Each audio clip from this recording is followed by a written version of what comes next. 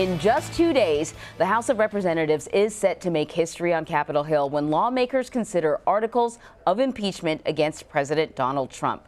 With a Democratic majority, lawmakers in the House are most likely to vote for impeachment, and this would then set up a trial in the Senate after the new year to determine if the president should be removed from office. So late last night, the House Judiciary Committee released its report on impeachment. Democrats laid out their arguments for the two articles, saying President Trump abused his office by asking Ukraine to interfere in the 2020 election.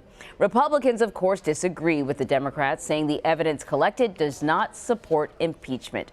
Laura Podesta is joining me now. So, Laura, despite no official vote yet in the House, the Senate is already basically weighing in on this. That's right. Senators are already commenting because, as you mentioned, it is basically a surefire bet that the Democrat-led House of Representatives will vote to impeach President Trump on Wednesday. So when the process moves to the Senate, inevitably, Democrats say they want a fair trial there. Republicans argue this process has never been fair for the president.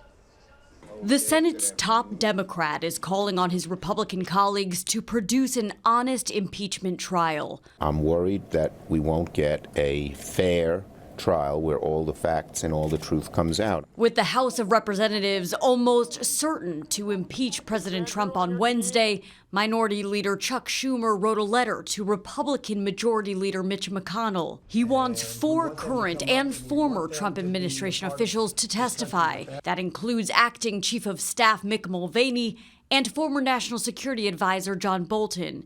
Neither testified during the House impeachment inquiry. I am ready to vote on the underlying articles.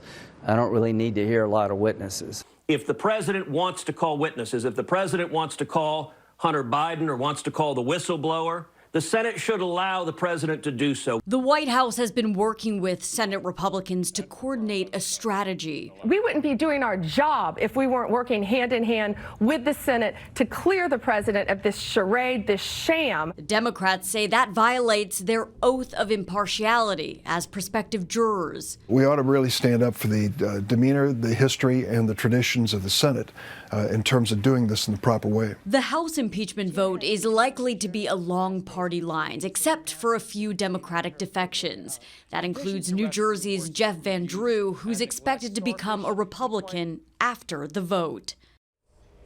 So clearly, this has been a very divisive process, not just for the country, but also for members of the parties. And we know that at least 2 Democrats voted against moving forward with the impeachment inquiry. And now we're hearing about another switch. Yes, New Jersey Congressman Jeff Van Drew, we just mentioned in the story, he's going to be switching to becoming a Republican because he believes that the president should not be impeached. But we should also mention that there is an independent Congressman Justin Amash from Michigan, who recently was Republican, and then over the summer he switched to becoming an independent. That was after the Mueller report came out, and he's been supportive of the impeachment inquiry.